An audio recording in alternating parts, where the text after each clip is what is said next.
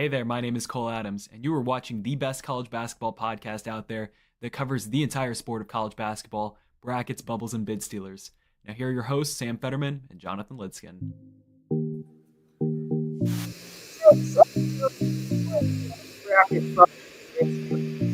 I am Sam Fetterman. That is Jonathan Lidskin. Jonathan, how are you doing tonight? We got to get that intro figured out, man. What was the problem? Dude, you're like inaudible when you start saying season 6. What? You didn't hear that, dude? You were like, yeah, it sounded like you were jamming. Yeah. All right, fine. Well, Season 6. Season 6, episode 40 of Brackets, Bubbles, and Bid Stealers. I am Sam Fetterman. That is Jonathan Lidskin. Michael DeRosa has left the stream. What a wonderful start to the Big East preview. We just lost our guest. What the hell? Oh, he's back. Okay, what was the problem? DeRosa had enough of our shenanigans. That was the problem. yeah, that was a rage quit. But I'm back because I made an agreement and I'm going to be here. I mean, you could just leave. No one would hold it against you if you just left right now. And I'd hold it against me, and that's the only person that matters. Sam, I'm doing absolutely terrible, by the way. I got 2 shots today, and I feel horrible. Oh, that's not good. So, is this the first time you've ever come on the show and said, "I'm you know what? I'm doing terrible"? Well, I'm usually great because we're talking college basketball, but right now I'm not doing so great. But maybe I'm doing okay because we get to talk college basketball still. All right, sorry about all the poor timing stuff. If you were expecting this at 4:15, I'm sorry that I forgot to update you. We had to move it to 6:30, actually 5:30. And Christian will not be on tonight for the ACC. That's going to be Wednesday at 9 Eastern. Correct. 9 Eastern, Jonathan, not 9 Central. Yeah, you say. 9 Eastern. What pitch are you going to throw with that tennis ball? Splitter. Okay. Let's talk about the Big East. We've got Michael going to chew your guest in before you start. It took us 3:37 to say the word Big East, by the way. Yeah. I'm doing great, by the way. Thanks for asking. I was going to ask right now, but Jonathan kept talking over me. Okay, no, then please proceed. The show is yours. Michael DeRosa is here. Welcome to the show. Basketball guy, UFC guy, Saturday night podcast guy, Commanders guy. What's going on? Well, Mr. Fetterdonk, I didn't find out the show was at 5:30 until I got a text from someone at 5:30. So that was I didn't find out it was at 5:30. Yeah. Also, thanks for giving me the prime time slot. I mean, all these other guests are a bunch of stooges, and you throw your best guest during NFL football. I mean, that's a failure of the producer. Whoever produces this show, you should fire them and hire someone else. You put your best guest on at the worst time slot. To be fair, Will Warren's pod led into South Florida, North Texas the other night, which is the game of the week, in my opinion. Game of the year. Mm-hmm. Drew Mestamaker, Heisman. Yeah, Byron Brown, also Heisman. 2 football references. We need to get into this. All right, let's talk Big East. Yeah. And let's talk about the number 1 team in the Big East. And there's going to be a debate about this all season, but I think all 3 of us are on the side of the UConn Huskies. Yep. As the number 1 team in the Big East. Won the Big East 2 years ago, did not win the Big East last year. A lot of disappointment around last season. Liam McNeely gets hurt in the middle of the year. Second round exit in the NCAA tournament, getting an 8 seed, losing the semifinals of the Big East tournament. But that loss to Florida was one of the best performances of the season. They looked like they could have gone on a run had they won that game.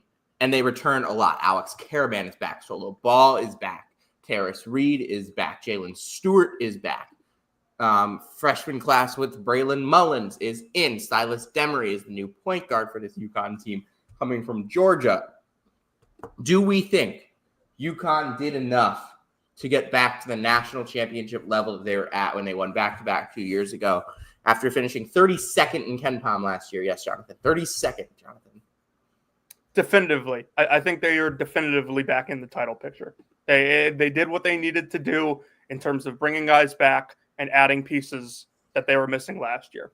I think the defense should be overall better, which it was not very good a year ago. Offense should still be elite.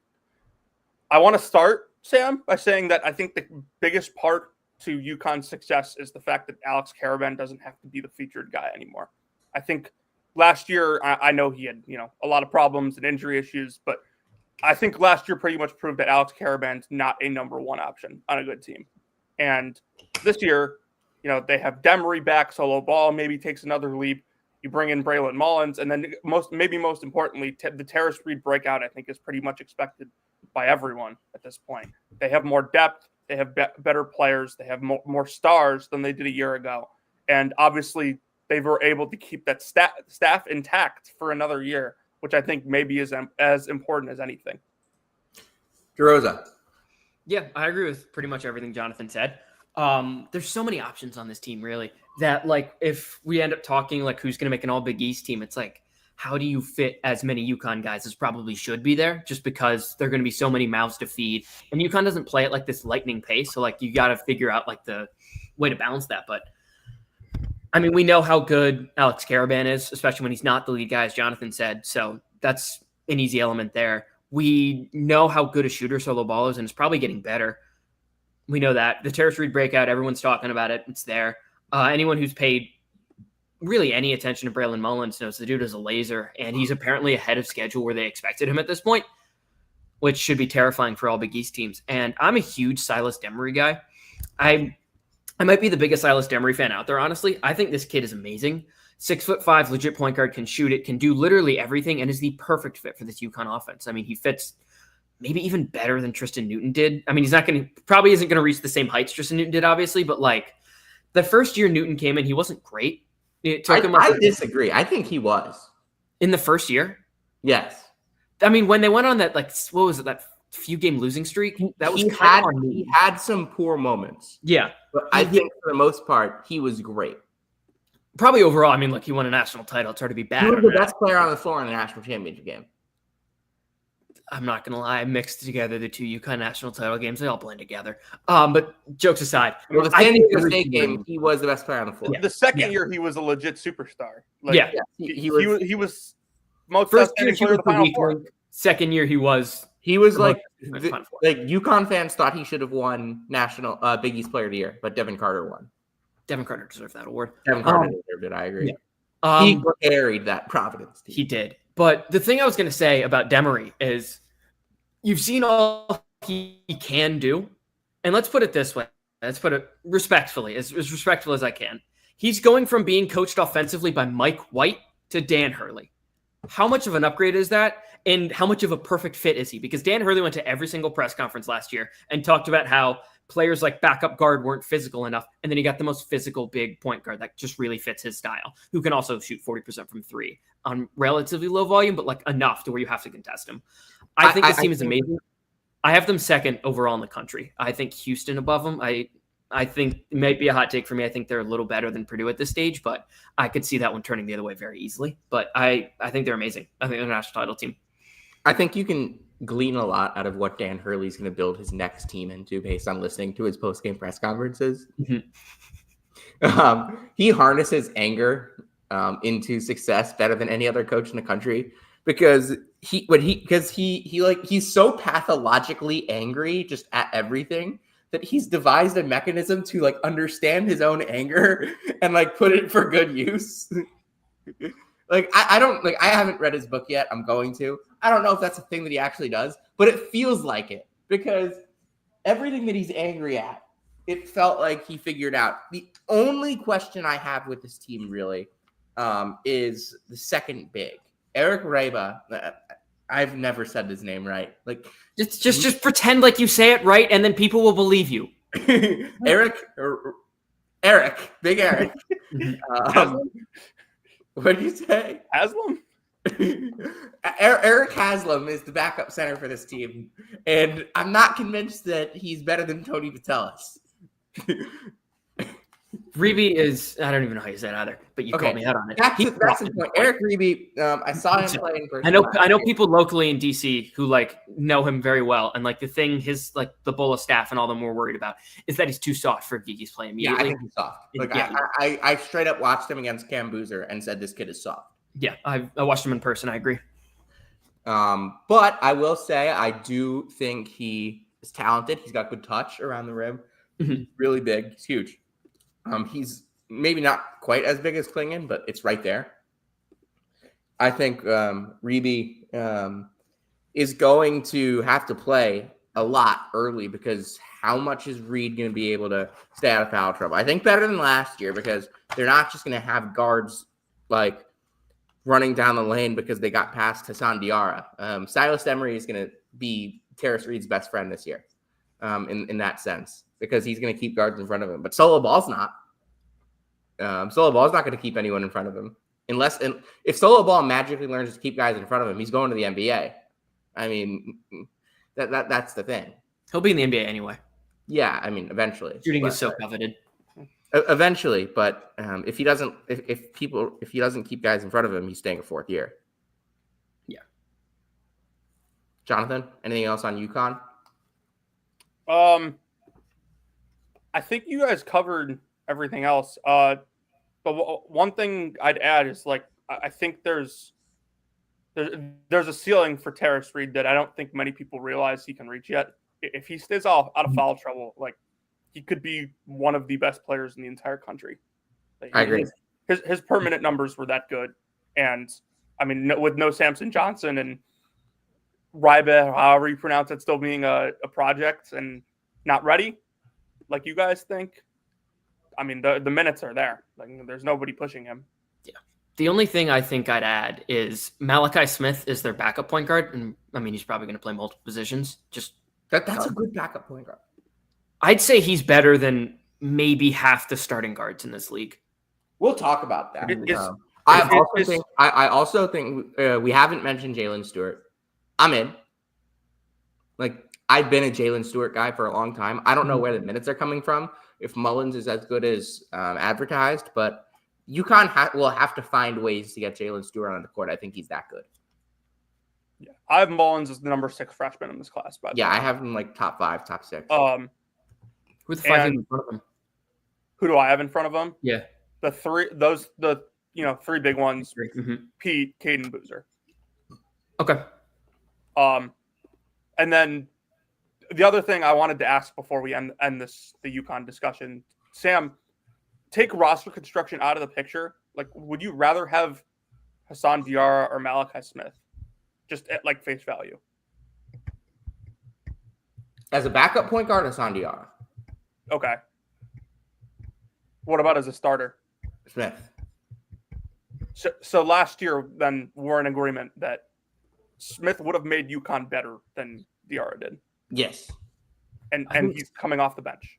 Yeah, I think Smith has a higher ceiling. It's just, I mean, the ankle issues at Dayton were a thing. Like, if you can get those past him, then he's a really good player. Right. Like you need another guard that's good if you're going to have him because of the injuries. Let me put it this way. When Posh transferred to Dayton, I said, there's no way this makes sense because Malachi Smith is 10 times the player he is. And then you want to know what didn't make sense because Malachi Smith was 10 times the player he was? Posh transferred going to Dayton, yeah. Posh going anywhere doesn't make sense. Yeah. Hold on one sec. We're on to number 2, St. John's. Yep. Mm-hmm. Jonathan, can you go for a second? Yeah, I can. So why don't we start with this? It comes out earlier this week that Isaiah Sellers is going to be St. John's starting point guard. And, all offseason, I think kind of the discourse was Ian Jackson, right? Like Pitino said it himself on Twitter that Ian Jackson was going to be the next great St. John's point guard. And, we kind of all thought that, hey, even if this doesn't work, like Dylan Darling's a fine player. I don't think he's quite a good Big East caliber player, but like a fine bench player in the conference. So that was kind of your safety net. And now Ian Jackson can't play point, which anyone who watched his high school tape or him in college last year at UNC knew that. And Isaiah Sellers is playing point. Hey, apparently he had 7 assists in the intra-squad game. Which, I think that what my problem with Isaiah Sellers playing point is you're asking him to do more of what he's not good at and taking away less from what you brought him in for. Like, he's probably not getting up the amount of threes that you want and being the floor spacer that you want with him playing point. Now, the positives on this roster, they should be very good defensively again. Zuby Ejiofor is going to be the rightful, and not I wouldn't say like elite like they were last year defensively, but a good defensive team. Zuby Ejiofor will probably be the Big East player of the year in the preseason whenever that comes out. And there's some real upside. If you can get the most out of Sannon, if you can get Hopkins back to what he was, like there's real talent here. More talent than they probably had last year. But I think the pieces are puzzling. I'm not sure they fit together great.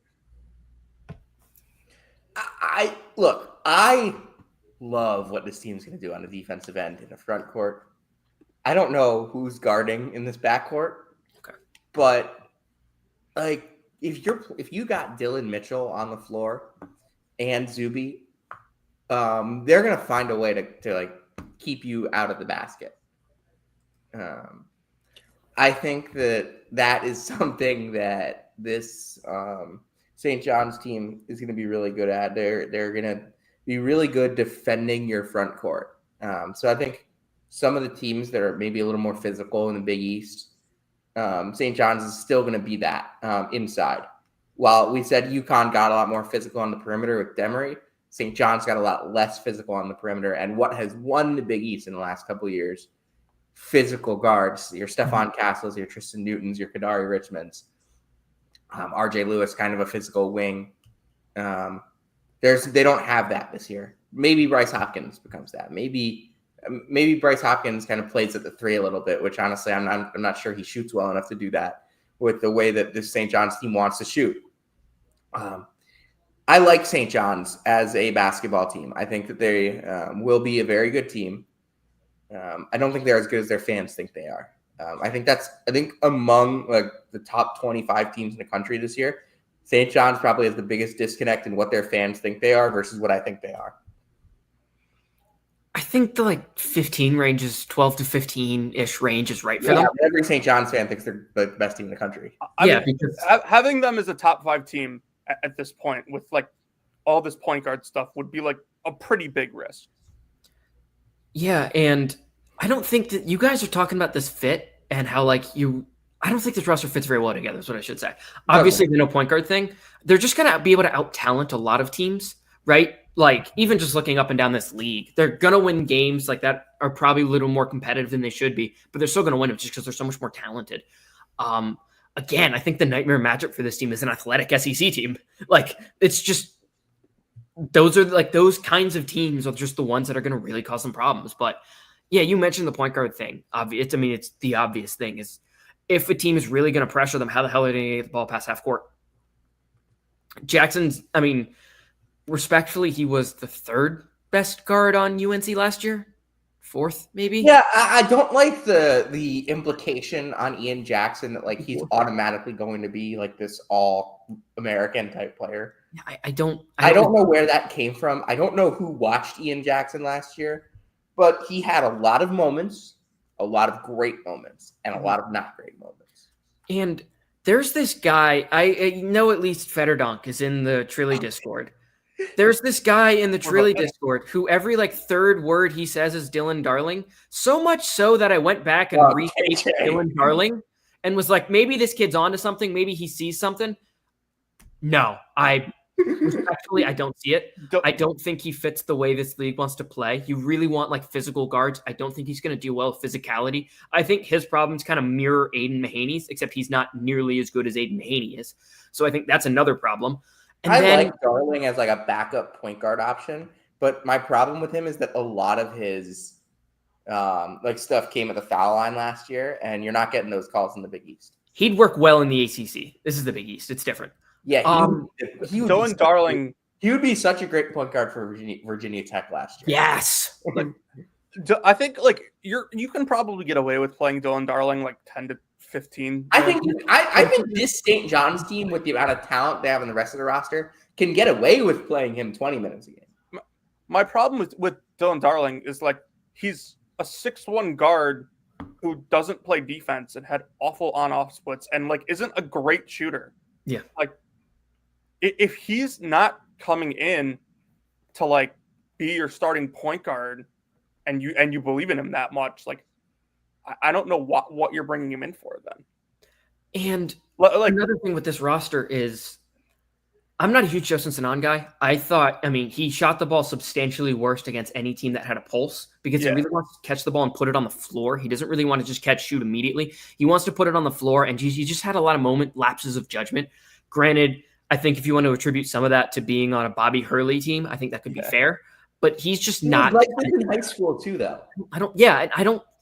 He was a guy that every single when he committed, everyone was like, "Oh, this is a huge get for Pitino." My first thought was, this was the guy they went after? This was the guy they tampered in? Yeah, I felt like I was going crazy when I heard the way people were talking about Josan Stannon. I said, what did I text you? I remember that morning I texted you something, Jonathan. While you find that, I want to add that. Here it is. I found it. Josan Stannon attempted 35 field goals at the rim in the half court last year. He shot 40% on those. He had a 22.9 free throw rate. He's a horrendous defender. Pitino is going to absolutely despise him. It doesn't make sense. Like Pitino is not a good enough shooter either. Pitino is going to take him by the collar and rip him off the floor multiple times this year. So I think the thing that people are kind of selling themselves on, and it's sort of fair, is maybe the roster doesn't fit great, but it's Pitino, he'll figure it out, right? That's. And while I do think that Pitino can elevate the roster, and a lot of great coaches can elevate a weird roster to an extent, it's not like we don't have history and examples of talented rosters with a good coach not working. I mean, look at what Michigan State was in the early 2020s before last year. Yeah. I mean, 7 seeds, 8 seeds. 11 seed. I mean, they were we all agree that Tom Izzo's still a pretty good coach, and he's had some rosters that have not worked in his favor. So I think that overall, the last thing I'll say is that with Jackson and Sannon, it's not we know these guys didn't get their chance last year, and now, they're getting their chance, and we know based off the high school film we have talent. No, we saw these guys play last year. They have real deficiencies to their game, and both of them, you probably are going to have to rein in because you have to teach them how to play a certain way. Yeah. Because I mean, if you watched UNC and ASU last year, those coaches let their players do whatever the hell they wanted. And another thing, I think Fetterman hinted at this at the very beginning. I think they're going to be better with Mitchell than Hopkins. This roster just fits better with Mitchell on the floor because you need a defender who doesn't need the ball a lot. Low usage defender will do all the little things. Versus Hopkins is a guy who wants the ball in his hands. It's crazy how I've gone the total 180 on Dylan Mitchell 3 different times in his career. He fits. I'm in on Dylan Mitchell for this team. He fits much better than Hopkins. I don't understand the Hopkins pickup. I did understand it until they went out and got guards who don't defend. Exactly. I also think you're taking an upside swing. You're taking an upside swing when isn't that the reason you brought in Jackson and Sannon? Aren't those your upside swings? Also, I can't reiterate enough how the point of bringing Isaiah Sellers in was so it was easier for Jackson and Sannon to play together. I'm going to say this. I think there's a possibility out there that St. John's is not good. Yeah, I mean, I think they're going to be good. I have a tough time seeing them missing the tournament. I think they're going to be good. I think they're going to be very good, a top 15, top 20 team. There's a possibility out there where they're just not good. I think Zuby is too good to be on a team that isn't top 25 type caliber. I'm kind of at the point where I'm kind of at the point where I think out there that this just doesn't work. Yeah, I'm kind of at the point where I think the defense is too good for them to completely bottom out and miss the NCAA tournament entirely. But if we turn around and in March they're tracking to, or in like late February, early March, they're tracking to be an 8 seed, like I don't think any three of us would be surprised. No. The last thing I want to say on Hopkins specifically is he wasn't very good in the last year of Kim English. Granted, he was being asked to like learn a new system and really be more of like a floor spacer, and that just wasn't his natural role. Yeah. And maybe Patino will have him more as like a face-up 4, but he wasn't particularly good the last time we saw him, and he just missed a season. And now I feel like a lot of people are expecting him to be like an all Big East first teamer, and I don't. I think he'll make an all Big East team. That would be my prediction, but first team is way too far for me. If he's a conference player of the year candidate again, like, yeah, like they probably aren't getting an 8 seed. Yeah. Like this team has so much talent. It's just, I don't like the fit at all. It raises a lot of questions. They're still going to win 14 league games, but like, yeah, that's the thing. Like the floor is high because of the league. Like the rest of this league isn't very good. Mhm. And as you mentioned, like they are going to have more talent than basically everyone else in this league. But like, there's a chance. Like they are playing a pretty big non-conference schedule. There's a chance like that doesn't go well. yeah, if they find a team that is on that same athletic level as them, They play Alabama the first week of the season. They play Kentucky in Atlanta. Kentucky, like I don't know how much Kentucky's going to win that game by, but I know Kentucky's going to win that game. Kentucky was the first thing that popped in my head of nightmare matchup for them. yeah. And they play Kentucky. Yeah. All right. Like I'm ready to like throw it out there right now. I'll take Kentucky spread like 2 months in advance on that game. Let's do it. Sam's taking local headlines on the show. Let's go. I don't know what the spread's going to be. I don't. I'll take it. Let's see what Kenneth Pomeroy has it -4 Kentucky. Oh, right. We got Ken Pom this morning. Yeah, I was just about to pull it up. Ken Pom does have it -4, which like that. I mean, that's a neutral. Like it's a neutral site. But like, it's not. Like they call it Catlanta for a reason. Yeah. So, all right. I think we should move on, Sam. Yeah, I think we covered this one. I think we've talked about St. John's for longer than we talked about any other. This preview is probably the most pessimistic I'll be on any of 5. Creighton. And here's another reason why. Jonathan, would you like to go? So I don't think this team's going to play a lick of defense, man. Is this not just like Iowa West? You bring in Josh Dix and Owen Freeman, who I think are like fine players by themselves, but like then you pair them with Nick Graves, who I don't think is a great defender, Blake Harper, who is a terrible defender. Like maybe one of the worst at the high major level, although his offense is quite good. And then Jackson McAndrew, who I don't think is a great defender. I think for this team to be good, Jason Green's going to have to be one of their best players. That was the question I was going to pose to you. On this roster, who would you say is an average or better defender? Yeah, Jason Green. And that's it. Mm-hmm. Trout, like I can like see the upside with him, but he hasn't shown it. This team's not guarding. But I want to talk about the offense for this team. I want to talk about what they're going to do with the ball. And I talked about this on the Creighton preview, but I'm going to bring it up again. We don't know how good or how bad Blake Harper is. Like this guy, like I don't think Blake Harper knows how good Blake Harper is. We will learn so much about Creighton and about Blake Harper in that first month of the season because they play Gonzaga, Baylor, Iowa State, Nebraska, and Kansas State within the first like month before conference play starts. And at that point, I think we'll know like if Blake Harper, like because they're like Blake Harper could be like a star. He could, but he could also be just like another guy. Who knows how much he'll be able to handle the ball? I think that the best version of this Creighton team, you'd be able to do it a lot because I don't know how good Nick Graves is. I don't know how good. I don't know. Like Nick Graves, I have my concerns. I know that like he doesn't guard. He's a solid offensive player, but I don't think I would rather have him at point guard than a lot of the guys in this league.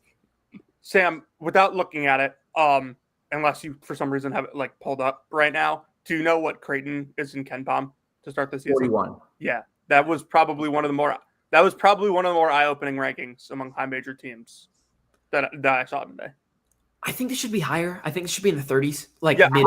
I thought I was the low man on Creighton, and I have them 33rd. Yeah, that feels like that. No, That would I be the think range. it's going to be a really good offensive team, though, because you look at a team that has Owen Freeman, Josh Dix, Jackson McAndrew, Isaac Trout. They're going to shoot the crap out of the ball, and Freeman's going to score a lot down low. Freeman gets his way. Like, that's a really good offensive big man. Like, this team is going to be top 15, top 10 in offense, without a doubt. The injury to Freeman, he should be back frankly, he should be back pretty soon. I don't think he's going to be back for their exhibition against Iowa State, I believe is who they play first, but like he should be back fairly soon. So we're going to operate as if he is fully healthy. Yeah, you guys mentioned the defense was like my main concern. The thing that we were talking about Blake Harper a lot. I watched a lot of Blake Harper last year. I think honestly, when he entered the portal, I think this was the best fit of any team that really seriously considered him. Like it was Iowa State, USC, those teams would have ruined him. I think the upside for him, I wanted him to redshirt a year and then really learn how to be a point guard, as you were mentioning. I think that is probably his best role as a high major player because he has the size and you can kind of mask some of his inathleticism with being a point guard because he's not quick really at all. He can't really jump like that. Like the best part of his game is that he's really skilled. He has a decent ball IQ and like those like little floaters he hits or like he just has a knack for like finding space and like navigating through tight areas. I think when guys are of like similar athletic caliber, he's going to struggle a little bit. So I thought the upside case was take a little while, develop as a point guard, and then a team like Creighton could really use you in like so many different ways. That was what I was kind of hoping for. It seems like they're going to be running him out there, especially with like a pretty deep team. So I definitely have some questions there, but yeah, based on what I've heard out of Creighton camp, it doesn't seem like Nick Graves has been all that good. A lot of his offensive production last year came from the free throw line. So that definitely gives me some concern that he's just not going to really deal with the physicality. And he was on a pretty bad Charlotte team too, that I do have a lot of questions there. Nothing about his profile or when I went back and taped him screamed a guy who I think is going to be really successful in the Big East, especially considering it took Stephen Ashworth a year to be a really good Big East player. I think it's going to take Graves some time too. And I don't know if I think Graves is senior, right? Yeah. So got some questions there. We know how good Dix is. Is anybody in on a Ty Davis breakout? Not really. No. Sam, we I have like a 100th of a share in a stock in him. I think he's going to be a good player. Like I don't know if that's at Creighton. Sam, there's only a couple teams that you really can point this out for. But with Creighton, you kind of can. They took, I think, 5 transfers that I'm maybe more that were insignificant. But Graves, bad Charlotte team. Obviously, the Iowa team wasn't good last year that Freeman and Harding played on. Blake Harper was good on a team that finished 312th in Ken Palm at Howard. And then Austin Swartz was on the worst high major team in the country. Yeah, I wouldn't say Howard was bad. Like I know they were bad like overall, but in their league they were one of the they were 7-3. Yeah. Before they struggled in late February because their best player was a freshman. Yeah, another thing is the Zugic breakout is definitely something people are really hoping for. That if Creighton hits their upside case, which has them fringe top 25. I think if Creighton hits their upside, that this could be like a top 5 offense in the country. Yeah, I still think the defense is so bad that it's going to keep them to like. I think it could be like a top 20-ish team at a team. That was going to be my thing as well. But like if they finished 18th, like at their ceiling, would that surprise you? No. Let's put it this way. I think 1, 2 are very clear. I think this team is much closer to 6th than I think people want to admit. I still have him 3rd just because McDermott deserves that back class because he's such a good offensive mind and he'll just find a way to make this work. But some of these Creighton teams before Kalkbrenner really couldn't defend. And as I feel like we definitely talked about this many times, either through text or even on a show. Going from Kalkbrenner as your rim protector to Owen Freeman is a cataclysmic gap. It is like really not close. That if Jason Green's probably the backup 5 on this team. I don't know enough about this Conan kid to know if he's really ready to play, especially as a 5. But it seems like Jason Green's probably your backup 5. You're going to need him to be like a really good rim defender, and I have some skepticism there. So I have this team 3rd. I do trust him, particularly offense. You really hope you get a Zugic breakout. He was really hyped when he came in, and there were some extraneous circumstances that kind of kept him from like really hitting his stride. You hope he hits his stride, though. I have a little bit more skepticism there, but I think this team is still like going to be a very good offensive team, and you hope they can figure something out and win some pretty tight games. But yeah, I think they're much closer to 6 than 2. I don't know about that because I think there's a pretty big gap between like I just think that like kind of after 5. I think it's 4, 5, 6, and then a definitive game. I'm low on the team that I have at 6, so that's fair. We'll talk about it. Yeah. 4 is Marquette. I think this is pretty agreeable considering where we're at in this situation. This is just a bet like on Marquette being Marquette. Like they're 39th in my preseason rankings. That feels low, but it also feels high when you look at the roster. It's not a roster with a lot of recognizable names to the casual basketball fan, unless you're like really locked in on Marquette basketball. Yeah. You're not recognizing the names. There's no big time transfers. There's no transfers at all. There's no like high recruit freshmen. I think Nigel James is really good, but he's not a really highly ranked recruit. Sean Jones should be back. Chase Ross, I think, is going to have a huge year. And I think everyone thinks Chase Ross is going to have a huge year. And I think everyone thinks Chase Ross has to have a huge year. So why is Chase Ross going to have a huge year? Can someone explain it better than me? So I don't necessarily believe that like it's going to be Chase Ross that has a huge year. Like I think the questions about this team right now are, they have 6 or 7 good players, but maybe 5 or 6 probably. I mean, I think Chase Ross is going to have a huge year. I think he's really good. I think he does everything. I think they have 5 or 6 good players and are in need of someone to step up. That might be Chase Ross. That might be Royce Parham. Maybe it's Zay Lowry. Maybe it's Nigel James as a freshman. Somebody needs to step up, though. However, I think this is like I feel a little more confident about this team than I do Creighton because I don't think they have like a huge floor on either side of the ball.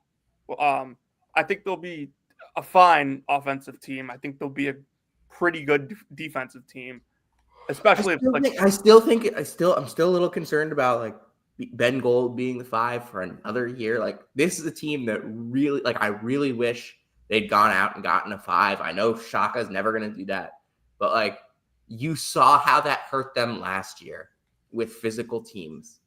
You know what I actually once again decided that it's okay to just do it again. So I actually like there's 2 ways to this in my opinion. Sheik Pearson, the red reclass freshman that they took like over the summer, he's redshirting. I actually think he could like help their defense. He's nowhere ready on the offensive end as a college player, but I actually do think he can help his defense. Him redshirting is, you can take it as, either he's so far away from being ready to play, which is a very remote possibility, or, they feel confident about their front court D. I mean, I think they're redshirting him just because it's the Marquette program and they still want him a part of that class, but they want him to develop skill and really add some muscle to his frame. Yeah.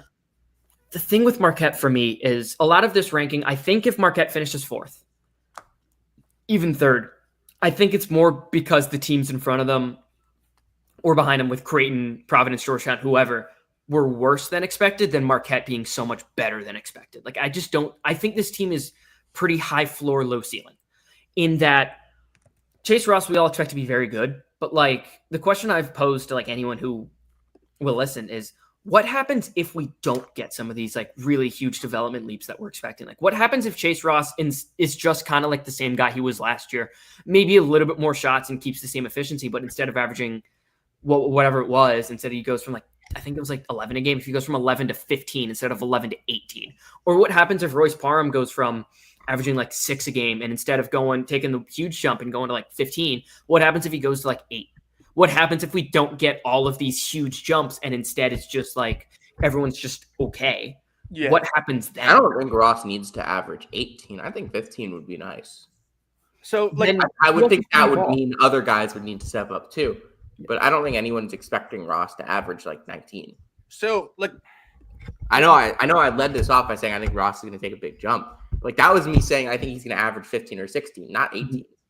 so I think, if you go back and look at Marquette from 2022 to 2023, like, first of all, the 2022 team was not good. Like they were a 9 seed. I think maybe. I have to say this again. I picked them last going into 2023. So did everyone else. But like Justin Lewis, like, was their star that year, and he was like not that good. Like somebody had to shoot shots on that team. Those freshmen the next year going to sophomores, all 4 of them hit like right away. Yeah. Right. So I think if Marquette overachieves this year, I don't think it's because Chase Ross had an outstanding year. I think it's because Lowry takes a leap, Parham takes a leap, Owens takes a leap. They get a good year out of Nigel James. Like, I think it's the underclassmen that if those guys are like way better than expected, that's probably how Marquette. Yeah, I agree. I just think what happens if that Ross doesn't is a happen? prerequisite. Ross What happens if that doesn't happen? If it doesn't happen, they're probably, on the at least on the cut line of missing the tournament. Like when we look at all these other Big East teams, it's like, okay, let's use Creighton, for example. Let's say Blake Harper doesn't hit. They still have Dix, they still have Zugic, whatever, da-da-da-da-da. Or some of the teams we're going to talk about later, they at least got transfers in who can be like competent role players. Yeah. We haven't seen these Marquette guys show to be competent role players yet. That I think there's a lot of question, but I think this defense is still going to be good. I think their principles are very good. And I think everyone in their backcourt is a plus defender. Yeah, all of them. That I think they still should be fine on that end. The offense definitely gives some questions to me. Like, you are going to be asking Sean Jones to do a lot, who has not proven really anything in Big East play, all things considered. And he's a guy known for explosiveness coming off an ACL tear. Yeah. That's a lot of question to ask. Before his ACL tear, he was among the fastest players in college basketball. Still fast. But I hope he's still that fast. I do too. I really do. He was fun to watch. And I think James is actually very good. Yeah, Sam mentioned We it. are like this podcast is like the Nigel James fan club. He was the best player on the Lehigh team. Yeah, he was. He was better than Kyan. He was better than both Mingos. No, Dylan's really good. I'm not saying Dylan is worse than Dylan's. I'm not saying Dylan's going to be worse than him, but I think last year Nigel was the best player on that team. Okay, Dylan was just as good. Okay, and Caden kind of was too. But Kyan was clearly the 4th best player on that team. Yeah, and we'll get into that on Wednesday night. Hopefully we don't get into that on Wednesday night. Well, we probably will. 5, Georgetown, DeRosa, go. Yeah, I think this is also where I have Georgetown. I think this is a very fair ranking. Straight up, I'm just gonna put this very bluntly. I think if people are doing a Big East preview and you're ranking all 3 Big East, like you're doing all 3 Big East teams, if you don't have KJ Lewis on there, you just don't know what the fuck you're doing. Just very bluntly, you have no fucking clue what you are doing. Either you didn't watch enough tape, in which fair, or you're just not seeing the role he's going to play on this team. Straight up, it just tells me you didn't do tape. You didn't do tape, did you? You just didn't look into it enough. KJ Lewis is amazing. You think he's basically going to be Micah Peavy?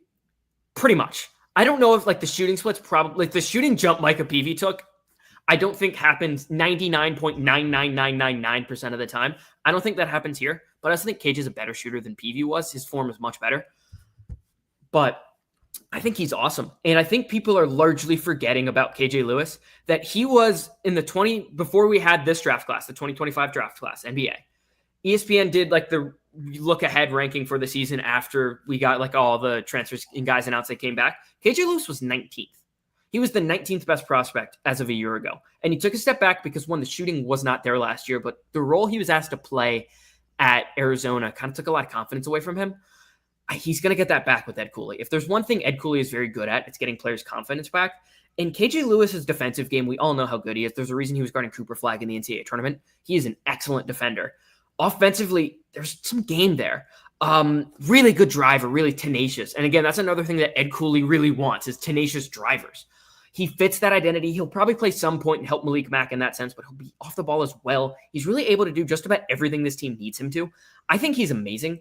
I personally have him in my All Big East first team, but I can understand why someone would be a little skeptical of that and have him a little lower. That's fair. But if he's not on any of the 3 teams, you just don't know what the fuck you're talking about.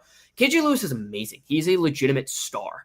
I value him very highly. I think he's one of the few best players in this league, and I don't think he's getting talked about nearly as much as the fact that he is a legitimate star. He's a bulldog guard. He can drive the lane. He can finish in many ways. He's got a little bunny floater, and he can just dunk on you. He's super physical. And the outside jump shot, the mechanics are decent. He shot 80% from the free throw line last year. Usually guys who shoot 80% from the free throw line and are 80% free throw shooters over their career don't shoot 19% from 3 2 years in a row. It does happen, but usually it doesn't. And I think he's a better shooter than that. And I think he'll have more confidence in his offensive game and more ability to do things on a team that actually is willing to share the ball, that I think it'll really open up some of his game. I think he's going to take a pretty decent jump. And I think he's a star. And it wouldn't surprise me if we're hearing his name called in June. I wouldn't expect it, but it wouldn't stun me, KJ Lewis. Yeah. I can talk about other players, but anyone want to go first? I mean, I want to talk about Malik Mack because we've mentioned Stephen Ashworth on this show. We've mentioned Tristan Newton. Those are guards that took a big jump from year 1 to year 2 in the Big East. I think we could see that from Malik Mack. He has to. If Georgetown's going to achieve their ceiling, he straight up has to. I don't think there is any outcome where Georgetown even finishes at this ranking and Malik Mack isn't substantially better. He was fine last year. Yeah. Is that an evaluation? He was okay? Yeah, he was okay. He's got to be all Big East. Yeah. He has to be all Big East, maybe a first teamer. I'd say first team a little high, but he has to be at least second team. At least second. He's got to average 16 or 17 a game, 5 assists, 37% from 3. Someone's got to make shots on this team. Yeah, someone's got to make shots on this team. It's got to be to him, Langston Love, really, as well. Yeah. Langston Love has to hit shots. I also love this bench. I love this bench. Maybe my favorite bench in the Big East because you've got Isaiah Abraham, tough defender. Deshaun Harris-Smith, tough defender. Jeremiah Williams, tough defender. Kayvon Mulready. Those are 4 big positional size guys that can really get into you and play some good defense. And then you got Vince Iwuchukwu, who I don't think is that good. But if you have 7-1 on your bench, experienced in the conference, good shot blocker, has won a conference championship, that's a really good backup big man to have for a bubble team. So I look at Georgetown and I say, all right, you can legitimately give me 10 guys here on this roster. And I think Ed Cooley's going to love having that. I think that's going to be huge for this group to be able to go deep to obviously won't do line changes, but to have different lineups to throw out there with Mack and Lewis kind of being the 2 stars. I wish they brought Thomas Sorber back. They would be a top 25 team for me. Top 15 to me, yeah. But they don't. They don't probably would be top 15. Sorber was that good.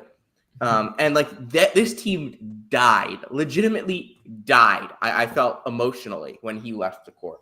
That is one thing that I think that they need to pick up because there was a real emotion that this team played with in the first half of last year. And it felt like an Ed Cooley team. And then when Sorber went down, even though the on-off numbers weren't awful, the emotion was gone. The on-off numbers were they were staggering. Yeah. Even at that point. Bless you, Mr. Litzkin. I just look at the emotion that this team played with for the last however many games of the season, and it just didn't match. They need to bring that back. They need to play like a Cooley team. And I think that that's going to come from this bench. Jonathan? I think that Jaden Epps leaving is addition by subtraction. I don't want to say addition by subtraction because Jaden Epps is a bad player, but for this team, it made a lot of sense for him to leave. Having Malik Mack on his own is fine. Having Jaden Epps on his own is fine. You did not need both of them. And I kind of thought that was on the pod last year. I thought that was a mistake last year that they made. I think they'll be better for it. I like the addition of Langston Love. bulldog guard wing that, he looks like a Cooley player. And this roster feels more Cooley than any of the ones at Georgetown so far, in my opinion. I have this team fit this well, Sam. I think their bench is phenomenal. They can come in and... Is this the best bench in the Big East? Yeah. I would probably say no. I think it's the best bench. Maybe UConn. I think it's the best bench unit in the Big East. But yeah, if you ask all 5 bench players to start on teams, then sure. But like, if I'm looking at like UConn, they're going to have like 2 guys off the bench who could legitimately start on any team in the Big East aside from them. The thing I will say is it seems like just internal tea leaves. I'd be pretty surprised if Juice is starting over Vince Iwuchukwu. I think Iwuchukwu is going to start. There's been some internal buzz about Iwuchukwu. Is a solid bench guy. Yeah. There's been some internal buzz about Iwuchukwu. I have to see it, just straight up. I need to see him on a basketball court looking legit against high major bigs before I'm even remotely ready to consider the fact that he just might be the guy that we thought he was in high school. You need to prove that to me. I never thought he was all that in high school. I'm just gonna say. Like just the guy that the traits. That whole recruiting class, the 22 recruiting class. Yeah. I thought all of the bigs were terrible. And you've been proven right at this point. All of them pretty much have been terrible. Except Flip, and Flip was good. Yeah. Flip wasn't really a big though. He was a big in high school. He was a 4 that was forced to play center.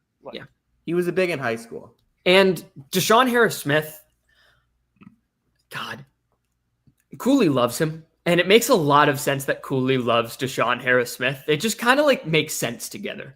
It wouldn't stun me if he ends up starting at the beginning of the season, considering Love has been injured again. This pretty much this entire offseason on and off. It wouldn't stun me if he is playing a lot because he can also be somewhat of a ball handler and take the ball out of Mac and KG Lewis's hands and let them go off ball. And he's just a really tough defender. And that just is the identity this team very clearly wants to play with. Will they be able to shoot? Probably not. They will need to share the ball really well offensively. This is not a team that's going to win iso ball games, like at all. They need to share the ball really well and have a lot of like offensive work with it, but they're going to be winning a lot of games 58-54. Sean Harris-Smith is fine as long as you like don't make him a spot up shooter like they did as a freshman at Maryland. For a coach that I'm really excited about in Cooley, to a coach that I'm the exact opposite about. Let's talk about my number 6 team, Providence. Prior. Kim English is on the hot seat. I think we can say that with absolute certainty right now, because what happened last season for Providence, 6-14 in the Big East, 12-20, 96th in KenPom, was a straight up disaster. Bryce Hopkins, whatever the hell happened there with him, he only played 3 games. They just didn't have any juice. Kim English has never finished with an offense higher than 87th. KenPom has them projected as the 45th ranked offense. I'm going to call BS on that because he's never had an offense higher than 87th. I look at this roster and I don't see a point guard that can get Jason Edwards the ball. I think that's been a big thing for Jason Edwards over the last couple of years, where it's really helped him to have another on-ball guard. I don't think it's going to help. I don't think Daquan Davis can be that. Is this team's best playmaker Ryan Mila? If so, is that a problem? Jalen Sellers can really score. Do we think he's going to be that playmaker that they need him to be? Corey Floyd, definitely not that playmaker. Duncan Powell, probably not that playmaker. Oswin, like the opposite of a playmaker. Great defender. Oswin is. I do think this team has the ability to be good defensively. In the front court with Oswin, Powell. I think Floyd is a good defender. Hargrove is a really good defender too. I think they have a bunch of good defensive pieces. I think they'll play some solid defense. But like, if they're like 77th in offense and 76th and like 58th in defense, like what are we getting at here? I think the big 3 on this team is awesome. Edwards, Sellers, Oswin. Oswin, you need him to take that jump. If Oswin doesn't take that jump, this team's going to be legitimately very bad. But I see no reason to think he won't. I think he's going to be an awesome big in this league. I think he's probably third best. Yeah. But what does that mean? There's such a gap between Terrace, Zuby, and everyone else. I mean, if he can be up there with Freeman as like just in terms of impact, just specifically defensively, especially because I don't think this backcourt has any proven plus defender. Hell, honestly, I don't know if this roster has any proven plus defender aside from him. I think Hargrove's a good defender. Yeah, he is. Good energy guy I as think well. Floyd can be a good defender. We'll get to Corey Floyd later. Well, I mean, if Floyd's not a solid defender, he's nothing. Yeah. Edwards, I mean, we know how well he can score the ball. It's just, can he give you anything else? But he gets off the bus and he's a player in like the CAA. What's up? Corey Floyd would be so good in the CAA. Yeah, I'm with you. That's not an insult. That's just like, I just don't think like what he does makes sense, has ever made sense in the Big East. Jalen Sellers is a guy I think I'm a lot higher on than most. He has that toughness that I really like. 40% three-point shooter for most of his college career, sans the 1 year at UCF when he was pretty much the entire reason that team was any good was because he was just so awesome. He is dynamite in transition. If you get him the ball in transition, he's going to score. Like literally every time. He's a bowling ball. And he's got a good jump shot in the half court. Can he really create space in that half court? That's not his strength. But if you get him going in transition, he is awesome. The problem is Kim always talks about how he really wants his team to play in transition, but his teams have never been in the top half of the country in pace. They're usually below 225. So he wants to play fast, but not really. It's like the ideal version, but it really isn't. They play a lot slower. They're trying to make this read and react team, but they're not really that at this point. You need more organization in college. And I just have some questions with that, the point guard thing. This team last year, their main flaw was that they were awful at turning the ball over. I think they had the lowest turnover percentage in the Big East and second to lowest assist to turnover ratio to just Seton Hall. And they still don't have a point. Kim English's solution, which he has said in the media, I'm not making this up, Corey Floyd is their point guard. No. They do not have a point guard. There is no way your answer to that question is a guy that was on the roster last year. If it was, there's two questions you ask. Either, why the fuck was he not playing point guard last year? Or, why the fuck did you not get a point guard? I actually like Daquan Davis a decent bit. I think he's a good defender, good playmaker. I think he's weak. Yeah. Probably at this point. But he's athletic. He's just not strong. Like, he's not strong enough to play right now. Yeah. And Shagman, I think, is a fine role player. I don't think you can really ask him to do too much more than that, but he can sit in the corner, shoot threes, and be tough. Is he a really good defender? Are we actually calling him that? I am. It's a great nickname. A great nickname. He has to earn it. He has earned the nickname Shagman. No one else has tried to call anyone Shagman. He's earned that. Okay, fine. I'll call him Shagman. I think the ceiling of this team is actually very high. I don't. That big three is awesome. The floor is so low and that Kim could be looking for a job in January. And this team, if they're bad, I feel like if Providence is bad and even loses like one bye game, it's going downhill fast. Butler. How would they know her? Me. The thing that worries me about this team is I actually really like the connecting pieces. I think Yame Butler is a guy that when I saw his stats, it's like, oh, why did you pick him up? And then you watch the tape and it's like, okay, high ball IQ, can shoot it. Fine defender, strong but pretty slow. Jamie Kaiser, kind of the same thing, honestly. Then like some of the more other connectors, like I think some of the guards, like I think like off the bench, Stink Robinson, like these guys, Efiosa, these guys can be like good connectors. It's just, can the stars be good enough to be stars in this league? You're asking a lot of Jalen Jackson, a guy who has shown to be a pretty good college player. He's pretty slow. He's not really good at creating space. But the thing with him is, one, he played the 3 last year at Purdue Fort Wayne. Now Fort Wayne, I guess. Can he be a 1 in the Big East? You're asking a lot. And I think he's very talented, but it's a lot to ask. I think he can. He's slow. I think he can as well. You need him to not only just play the 1, but play the 1 very well. Like it took me a lot of time this offseason to put Providence over Butler. And that's because I love what Butler did. Like, I know how you said you love the big 3 of Oswin, Sellers, and Edwards. I love the big 3 of Jackson, Bizjack, and Ajayi. I think Ajayi is going to have a bounce back year. Physically, I think that he's a match for a post guy.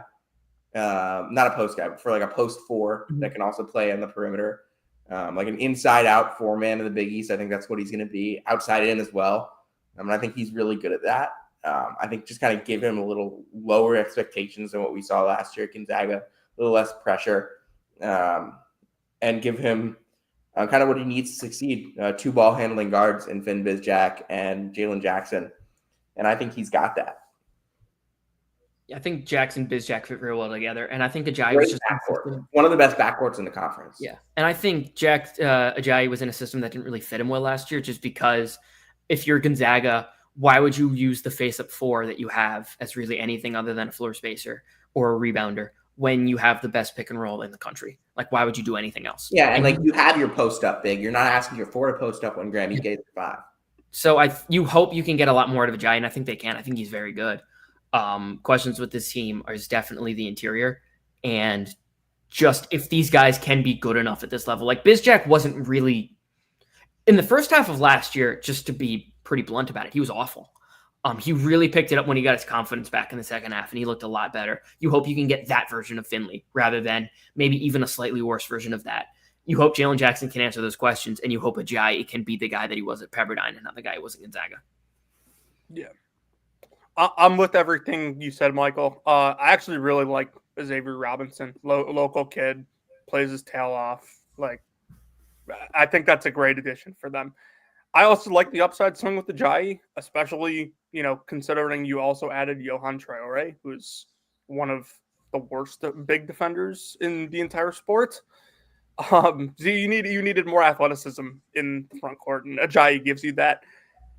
I'm interested to see how Jalen Jackson translates. Thought he was a really good player in the Horizon League. Could see how he ends up not being a great player in the Big East. But overall, like, I know that there were schools better than Butler on Jalen Jackson, at least in the process, and Butler ends up getting him. Yeah, huge pickup. And the thing with Drayton Jones is he is very athletic. You hope it can translate. I think he's going to foul a lot, truth be told, especially just based on like the practice clips you see of him. Really reckless. And in a sense, Butler needs that because Butler hasn't had an energy guy in God knows how long. But I think he's going to be in foul trouble a lot, and that means we probably see a lot of Johan Traore. And that is a bad thing, respectfully, because, the Sweeney stat is out there that he has made every team he's been on substantial. The amount of, shit that I saw Sweeney getting for that was unreal. And, God, I'm such an asshole. In the little bit of the practice highlights like they showed and that I was able to see from, shout out the people putting out clips, he's still a cone. He's still just like, you're not getting anything out of Traore defensively. You need Drayton Jones to be awesome. Sweeney gets into it with some of the most random fan bases. And it's awesome. I love it. He's arrogant.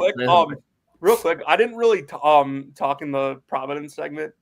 I'm gonna say just a little bit because I don't really have many good things to say about that team.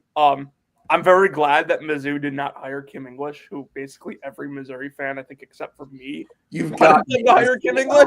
Plotting about how I could get at Butler. Be serious. So, yeah, I think, Sam, the point you made about Jason Edwards not having another true point guard with him is a good one, and I like Oswin. I like the upside defensively, but man, are we doing this again for a fourth year with Corey Floyd or whatever it is? I'll leave it at that. You want to move on? Let's see. Have I said Efeos is so athletic. He rules. Also, if Thad Matta ever rules out a lineup of Jack McCaffrey and Johan Traore out there together, just cancel the season. Yeah, that should be it. That should is Jack gonna play? I imagine he plays a little bit just because he gives you side and shooting. Okay, because we've known for quite some time that he was never going to play for Fran, regardless of Fran coaching or not. Mm-hmm. And instead, he's being coached by his brother, so works out. Yeah. All right. Numero ocho. A little lower, by the way, on the Cade Cunningham's brother gets hired scale. Number 8, we've got Villanova. Jonathan DeRosa, let's go here. Who is Villanova's best player if the Wildcats hit their ceiling? And who is the Wildcats' best player if they hit their floor? Ceiling A Caden, probably. I'd say ceiling a Caden Lewis Okay, or Matt Hodge. can I say something about ceiling? Please. Jonathan, you know where I'm going with this? Are you gonna say Devin Askew? Matt Hodge. Okay. I think Matt Or Hodge. is Askew the answer? I think Matt Hodge is their best player. Just straight up. I think he is right now. I think if you asked Villanova fans, they would say Tyler Perkins. Yeah, and that was going to be my answer for floor. Because we have not seen. I think the answer for floor is quite clearly Devin Askew. I think. I just don't know if there's a world where Devin Askew is their best player. Like, Yeah, honestly. That's fair. That's fair. I think Perkins at this point is a little better than Devin Askew, but not by a lot. And I don't think there is really any ceiling with Perkins. I think he just kind of is what he is at this point. I don't think he's ever going to. I love him at UPenn. I thought that he should have just stayed at UPenn.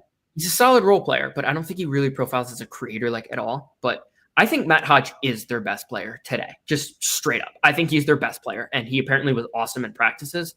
Everything he does is very sound, and he kind of fits brother.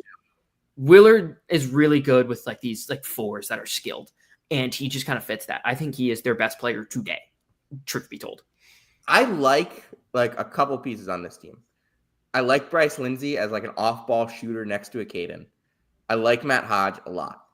I think if you're not asking too much from Zion Stanford, he can be if you're not asking him to do too much of processing, I think he can be good. The problem is I don't know about him with this group. And I don't know about how I feel about a Caden Lewis as the point guard.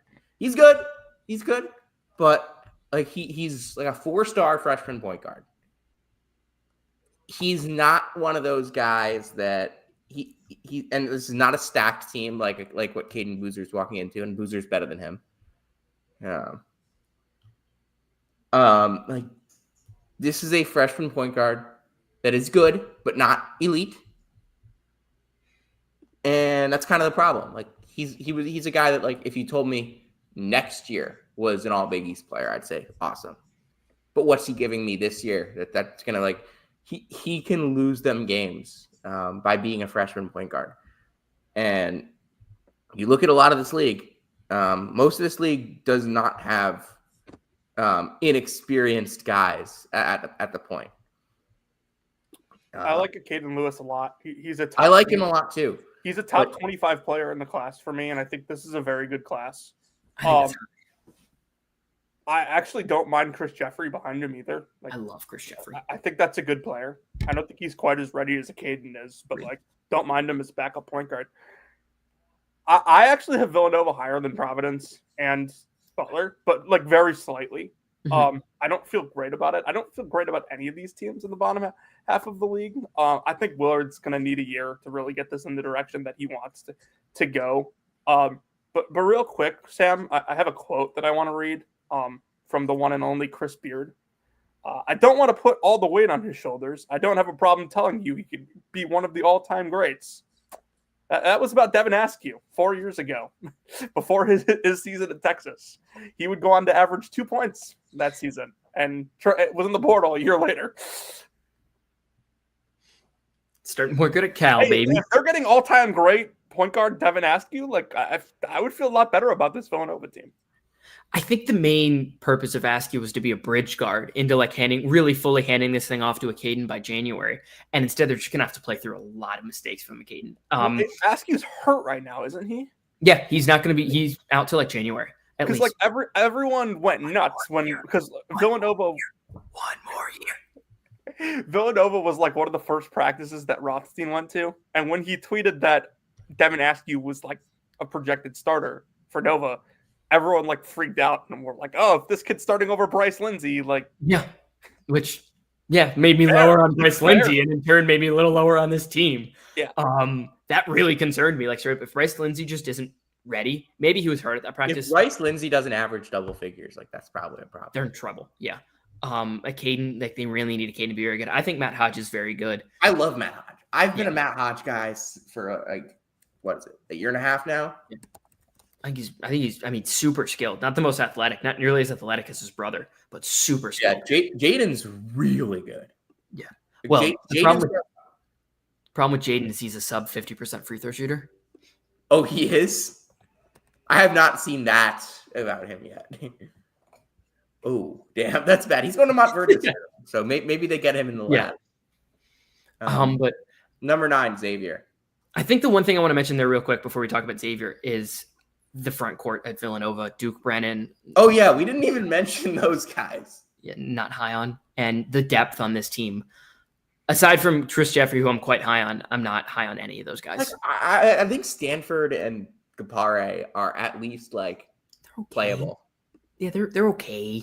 And like I think Stanford's an okay like bench guy. You don't ask him to like do a lot of the decision making stuff. Like he can slash. He's a little athletic. Yeah.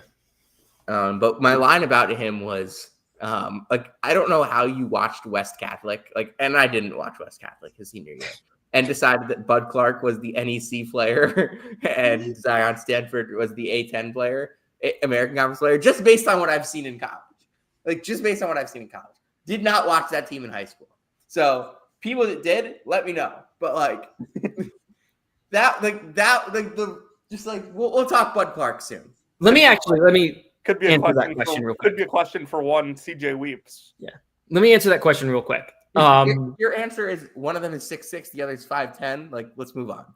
Oh, come on. Pretty much, but I was just going to add to it that Chance Mallory would probably be a top 20 player in this class if we didn't have the really negatively look at small guards.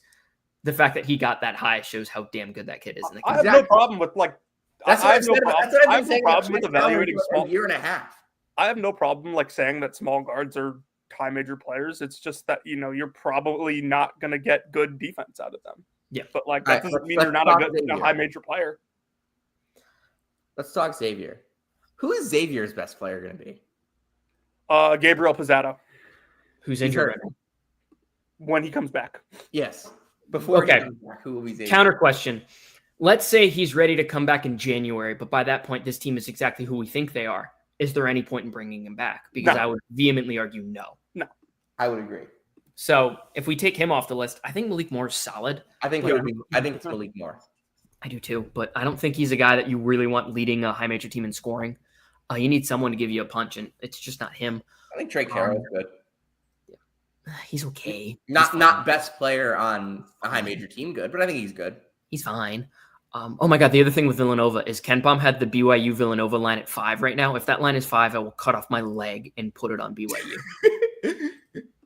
That is a ridiculous line. If that is anything sub 10, that's going to get a lot of money from me. You're going to cut off your leg. Yeah, just so I can put it on BYU. Back on. But I know a guy. Do you want who's cutting it off? Do you want a third leg if BYU covers that number? What I can sell that for a lot of money on the black market. Just to keep betting against Villanova. Okay. Do we need to say that much more about Xavier? Yeah. This is your roster.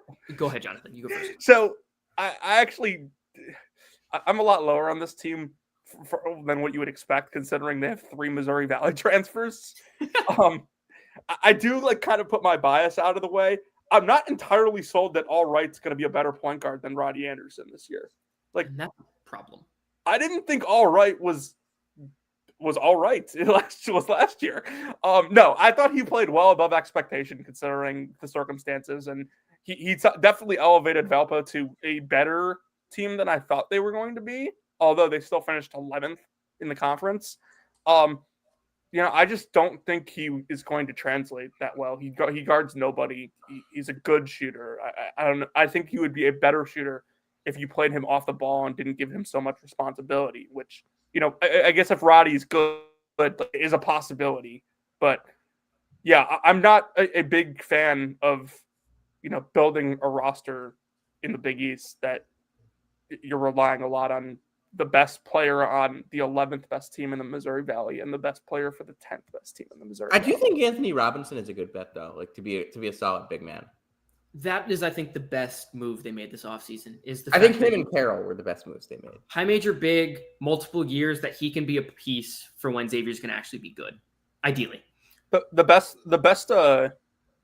outcome for Anthony. I also think Milosevic is decent. He's fine. The best outcome for Anthony Robinson. This front court is like Milosevic and Robinson as a future front court. I think it's fine. Pizzato you throw him in there too. Boro Vikinen will be like okay this year. So like I think there's enough like to build a floor with this team in the front court. I think they've got good size. Malik Moore can shoot. Albright can shoot. Roddy Anderson's experienced. So like I think there's enough like capable high major players here. I think that like the best outcome for Anthony Robinson is him probably being maybe their most important player or I should say best outcome for like capable high major players. I mean like guys that like you can throw on a high major floor and it's fine. Like not guys that are gonna be good like good high major players, but capable high major players. Okay. I don't know how much I can say about the next two teams. Sam, real quick before we move on, I want to finish my thought. I think if Anthony Robinson ends up being their most important player, there's a way you can play defensively that like masks a lot of like what your guards and wings will do on that end, because you can more so funnel guys to the rim if that block rate carries over a little bit and with more minutes. Yeah, Robinson was a really productive player in limited minutes last year at Virginia. So I think if he takes a pretty big leap, that's probably the best outcome for the Xavier team. This Xavier team brought in a ton of transfers that I remember when they entered the portal, I was just substantially lower on than seemingly everybody else. That included, unfortunately, my Italian brother, Gabriel Pizzato. All right, who I just don't think can create any space whatsoever. I don't think the skill for Pizzato was fully developed yet. And I think he was just kind of out-athleting people. And even then, he had about 100 rating at Evansville offensively. Then, like, Roddy Anderson, I watched that Boise State team a lot that year. Roddy Anderson was far and away their worst player. They had to play him because they didn't have a point guard, and he just was not ready for prime time. Maybe the redshirt year did him in, but I was stunned he transferred up. Absolutely stunned. And Carroll, I think, is okay. He was like, he was fine on that FAU team. I frankly, last year, kind of think he was better than Baba, but like, I also don't think that says much. But that's a conversation for a Big 12 preview that you guys have already done. And I think Isaiah Walker, like, these guys are fine. But if you're counting on all right, Roddy Anderson, they were counting on Pizzato, but they're not anymore. Those are guys I was just substantially lower on than most. I actually, at this point, have this team 10th. Walker was a good connector at Belmont last year, but I'm just not sure that, like, he can do that in the same role here, especially like on a team that's not as good relative to their league. Mm-hmm. Yeah, agreed. All right.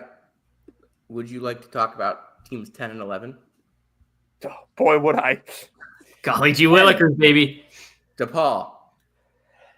I actually think DePaul can be decent. There is I see the upside case. Yeah, but like there is upside. I do wish Amsel Delalac didn't get hurt, because that would give them a shooter. What's upside to you guys? Like they could finish above like Xavier and Villanova. I have them above Xavier preseason. I think that's in the range of outcomes for sure. Like if they finished 7th, I wouldn't like be. I also think that they could finish. Okay, I will say this. That's more of an insult to the rest of the league than it is a praise of DePaul. I also think that they could finish 72nd in KenPom, and it might be good enough to finish 7th in the league. Yeah, that's what I was gonna say. Yeah. I think I still think Leighton Blocker is like that dude. Like I still think he's going to be one of the best point guards in this league. Mm-hmm. He has that potential. DePaul reminds me a lot of the Carolina Panthers. I mean, even at this point, actually not. But like some of those old Jets or Dolphins teams in the NFL, because it is Sunday when we're doing this. In that, oh my God, they ended the season so well. They're going to be so good next year. This is their year, and they're just the same fucking DePaul team again. They're the same Jets. They're the same Jets. This team, because I've never once fallen for it with the Jets. Maybe I fall for it with DePaul. I've fallen for it before with DePaul. But like you haven't fallen for it with the Jets, but like every year that conversation happens and you look at someone and you're like, why are we doing this with the Jets again? And that, frankly, the Jets are a very obvious case for it to happen this year too. You're like, oh my God, we're going to get a new quarterback in. Garrett Wilson looks awesome. The defense played a lot better. Glenn is proving it, and they're just shit again. Glenn's not going to prove anything, by the way. Agreed. That guy sucks. But another football reference. In terms of this DePaul team, I think there is like a genuine upside case. Like Blocker's good, but Gunn, Benson, you're returning your 3 best players from last year, which is a good thing. But at the same time, this is the same DePaul team that lost by 29 points combined in 2 games to a really shit Butler team. Like this is the same team. They just ended the season very well. And I think we're remembering the ending where if that run happened in the middle of February and then they just continued being the same team, they'd be consensus 10th. Instead, I think people are like trying to like woken themselves up and put DePaul higher. And I think 9th would probably be the highest you could possibly rank them preseason. But they could do better than that. I don't see how that is like, it's not impossible, especially if you really like Caleb Banks, but I'm kind of neutral. So real quick, Sam, I got to head out in a second, so I'll say my 2 cents, and then I'll let you guys. And then I'll let you go on to the next team too. Yep. I'll let you do the. Okay. Well, real quick, like DePaul opens and Count Bomb today at 78th. I think that would be a substantially good outcome for them. Yep, I agree. Like they were 122nd last year. I was like excited to get them into my top 100, which I thought would be like a good season for them. If they finish 78th, like. Chris Holtman's going to be on like statue watch outside of Winchester Arena. All right, you want to move on? Yeah, I do like Leighton Blocker, Sam. You know that. Okay, Seton Hall. I said at one point earlier in this offseason that like I could see them like finishing above like a Villanova or like a Xavier, and like I really can't anymore. Bud Clark is way better than anyone else they had last year, but Bud Clark is also moving up from the NEC to the Big East. The what? Huh? The what? Sorry, the MAC. Be better, Jonathan. I will not be better. He's honest. Anyway, they surrounded Bud Clark with some uninspiring players, to say the least. I don't really have a ton more to say, Sam. They spent all their money, it seems like, on one guy who I like quite a bit. But I think he's, there's certainly questions about how he'll translate offensively up to a league like the Big East. I'll let you say more on him because you obviously know his game way better than I do. But yeah, I think this is still comfortably the worst team in the league. So, all right, I'll see you guys. I can't wait to listen to the Seton Hall discourse from you. Yeah, I don't know how much more discourse there's going to be. I'll see you guys. See ya. Bud's good, but like, there's not a chance he comes back and listens to this segment. Jonathan, if you are listening to this segment, text something in the group chat and I will vehemently apologize and praise you for the next minute and a half. Okay. If you want to pitch the case about DePaul, about Seton Hall, like you'd obviously start with Bud. And like you'd say, okay, Staten McRae and Simpkins, like they're decent. And you really have to sell me on Elijah Fisher and Najee Hines. I don't think Elijah Fisher is very good. I think he's fine for what they're going to ask him. Yeah, I mean, what is Seton Hall going to be? Like the 137th best team in the country? I think I'd take him over Trey Carroll. Fisher? No. I think he's better. No. At least, especially in terms of what this team needs, which is scoring. It's the one thing he can't do. I'm definitely taking Trey Carroll. Okay. I think you need the upside case for Hines. He's gotten some buzz there internally, but I'm still skeptical. Yeah, he relied on physicality, and now he's not going to be the more physical guy. Yeah. I don't have too much. Oh my God! All right, DeRosa. Yeah, it's just me, and you're doing your own outro on this one. That's not you're outroing. Am I a bubble now? Yes. Yay. I am the bubble. Or do you want to be a bracket or a bid stealer? I am the bubble. You definitely give off bracket energy. Jonathan's the bid stealer. We all know he's the bid stealer. That was Big East on a Sunday. Home. Have we mentioned that you gave your best guest, me, the worst time slot? Have we mentioned that yet? Did you just outro us already? That is exactly what I'm doing right now. This is the outro. That's not the outro. I don't know the way you guys do that. I'm not doing that. I do it my own fucking way because I'm the best fucking guest you have on this damn show. You're welcome for being here. Mamba out. Do you listen to this podcast? I don't listen to anything you ever say, even when I'm here. Something about Caleb Grill, something about fucking Bill Self's brother, something about blah, blah, blah, blah, blah. Michael DeRosa is the best guest you have, and you put him in the worst fucking time slot, and you're lucky he showed up because he's the motherfucking man. That's it. Big East. If you came to hear about Tyler Self and where he's working, you came to the right place. If you came to hear about Michael DeRosa complaining about the time slot, you came to the right place. And if you came to hear about the latest happenings with Caleb Grill, you came to the right place. This is season 6, episode 40 of Basketball with Bit Steers. We'll see you next time.